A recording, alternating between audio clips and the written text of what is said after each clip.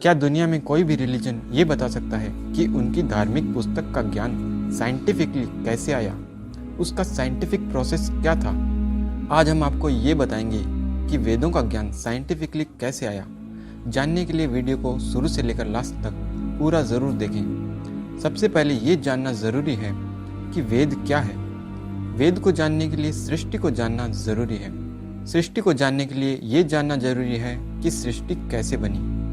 वैदिक रश्मि थ्योरी के अनुसार सृष्टि के शुरुआत में सारा मैटर अपनी फंडामेंटल स्टेट यानी प्रकृति अवस्था में इनफाइनाइट स्पेस में समान रूप से फैला हुआ था।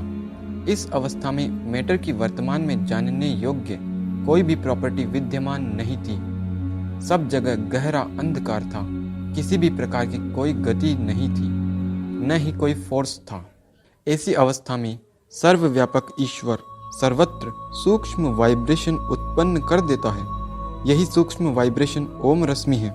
ओम रश्मि के उत्पन्न होने से और अधिक वाइब्रेशन होने लगते हैं, जिससे वह फंडामेंटल मैटर पहले महत तत्व, उसके बाद अहंकार और फिर मन में कन्वर्ट हो जाता है।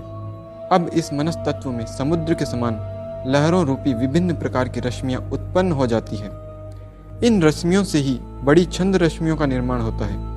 यही छंद रश्मियां वेदों के मंत्र है और इन सब छंद रश्मियों का समूह ही वेद है। जैसे हमारे अंदर ज्ञान है और उस ज्ञान को मुख से बोलते हैं, तब वह साउंड वेव्स के रूप में एग्जिस्ट करता है। इसी तरह सर्वज्ञ ईश्वर के ज्ञान में भी वेद है। वही ज्ञान प्रकृति में सूक्ष्म वाइब्रेशन रूपी छंद रश्मियों के रूप में प्रकट हुआ। इन्हीं छंद रश्मियों से सारा ब्रह्मांड बना है। इन्हीं से सभी एलिमेंट्री पार्टिकल्स, क्वांटा जैसे फोटोन, ग्रेविटॉन, स्पेस आदि बने हैं। पृथ्वी बनने के बाद वैदिक थ्योरी ऑफ इवोल्यूशन के अनुसार एक साथ बहुत सारे युवा मनुष्य पृथ्वी से उत्पन्न हुए। इन सब मनुष्यों में 4 सबसे योग्य दिव्य आत्माएं ही वेदों के सूक्ष्म वाइब्रेशन को ईश्वर की सहायता से अपने मन में ग्रहण करने में सक्षम होती है। वे 4 दिव्य आत्मा ही अग्नि, वायु, आदित्य, अंगिरा ऋषि कहलाते हैं। ये ऋषि ईश्वर की सहायता से समाधि अवस्था में सूक्ष्म वाइब्रेशन रूपी छंद रश्मियों को श्वास प्रश्वास की तरह ग्रहण करते हैं। यानी कि जैसे हम श्वास लेते समय ऑक्सीजन को ग्रहण कर लेते हैं और कार्बन डाइऑक्साइड को छोड़ देते हैं, वैसे ही इन ऋषियों ने अपने सामर्थ्य के अनुसार और मनुष्यों के लिए पर्याप्त ज्ञानप्रद सूक्ष्म वाइब्रेशन रूपी ऋचाओं को ग्रहण किया। ये ऋचाएं ही वेद के मंत्र हैं। इस तरह अग्नि ऋषि ने जिन ऋचाओं को ग्रहण किया वो ऋग्वेद कहलाया।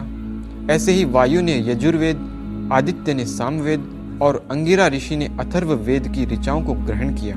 इस प्रकार 4 वेद ही इस ब्रह्मांड में ईश्वरीय ग्रंथ हैं। संसार के अन्य किसी ग्रंथ में यह विशेषता नहीं है।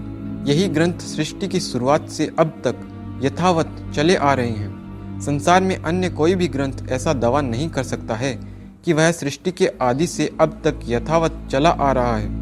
वेद की भाषा ही एक ऐसी भाषा है जो ब्रह्मांड की भाषा है और जिसके शब्दों से इस ब्रह्मांड की उत्पत्ति हुई है।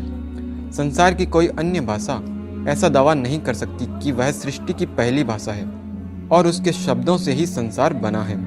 संसार में जितने भी ग्रंथों को ईश्वर की पुस्तक कहते हैं अथवा ईश्वरीय ग्रंथ कहलाए जाते हैं, उनमें से किसी भी ग्रंथ की भाषा उस ग्रंथ के बनने से पूर्व भी विद्यमान थी, जबकि वेद ही ऐसा ग्रंथ है जिसके उत्पन्न होने से पूर्व इस ब्रह्मांड में कोई भाषा ही नहीं थी और भाषा तथा ज्ञान की उत्पत्ति वेद के माध्यम से हुई है। इस कारण समस्त मानव जाति को ईश्वरीय ग्रंथ के रूप में वेद को ही स्वीकार करके मानव एकता और विश्व बंधुत्व की भावना को बढ़ाने का प्रयास करना चाहिए। यद्यपि वेद किसी वर्ग, किसी देश अथवा पृथ्वीवासियों का एक ग्रंथ नहीं है, बल्कि समूचे ब्रह्मांड में जो भी बुद्धिमान प्राणी रहता है उन सब का धर्म और विद्या का ग्रंथ है। फिर भी इस पृथ्वी पर भारतवर्ष ही ऐसा देश है जिसने अब तक वेदों को सुरक्षित और संरक्षित रखा है।